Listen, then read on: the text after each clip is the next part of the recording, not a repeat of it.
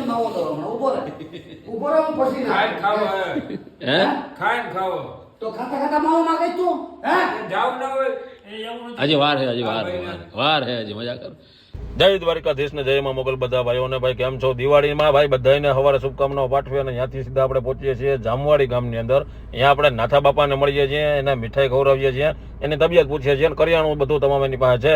થોડીક ચર્ચા કરીને ત્યાંથી નીકળી જાય છે સીધા આપણે ભણગોર ગામે ભાઈ બે માજી છે એને મળવાનું હતું, એટલે ત્યાંથી ભાઈ માજીને મળીને સીધા નીકળી ગયા આપણે રામદેવ પીરના દર્શન કરવા નકલંગ ધામ. રામદેવજી મહારાજના ભાઈ દર્શન કરીને આપણે ત્યાંથી નીકળવાનું છે સીધું જામનગર બાજુ. એટલે પેલા આપણે જાય અંદર ને દર્શન કરી લઈએ. તમે પણ બધા મિત્રો દર્શન કરી લો ભગવાનના અને પ્રાર્થના કરજો કે આવનારું વર્ષ બધા માટે એકલા શ્રી. અને ત્યાંથી સીધા જામનગર નીકળી ગયા ને જામનગર થી કામ પતાવીને પાછા પહોંચી ગયા આશ્રમ. પહોંચી ગયા છે ભાઈ આશ્રમ ને આજે બનવાના છે આપણે બ્રેડ પકોડા. રામ બાપા એ વાં બેઠા છે, બે દાદા આપણે બહાર બેઠા છે, કે અહીંયા આપણે સુભાષ બાપા હોતા છે, ભગત આપણો આ બાજુની સાઈડ બેઠો છે. આ બાજુ આવી ગયા છે આપણા બ્રેડના પેકેટ, આ બાજુ લસણ બાપુ એ ફોલવાનો કાર્યક્રમ ચાલુ કરી દીધો છે. ઓકે વાહ.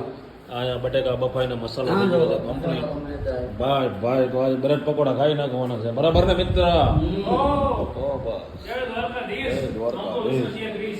આજે ભાઈ છે દિવાળી જેવો તહેવાર અને બધાને પકોડા ખાવાની ઈચ્છા છે. બાકી બધાને પૂછું ભાઈ હું ખાવું છે તો બ્રેડ પકોડા બનાવીએ, ખાઈ નાખીએ તો બનાવી નાખો, ખાઈ નાખો બીજું. વાહ ભાઈ વાહ, બ્રેડ પકોડા ભરવાનું કામકાજ ચાલુ છે, કાંઈ ઘટે નહીં એમને ભાઈ. હા ભાઈ વાહ, ગરમા ગરમ પકોડા હાલે છે એમને. હે રામ ભગત ટી શર્ટ અધર કરીને પકોડા હાલે. વાહ પોચા ગરમ ગરમ. વાહ શું છે ભગત, ભાવે ને પકોડા? વાહ ભગત ભાઈ, ભગત નો ખોરાક છે એમ કઈ ઘટે નહીં. શું કે મજા આવે તમને?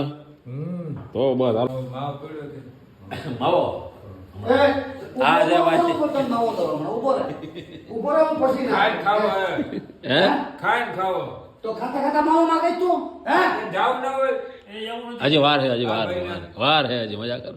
તો ભાઈ અમારે માધાપુર થઈ જાય, માવો દઉં તને અમારે માધાપુર થઈ જાય.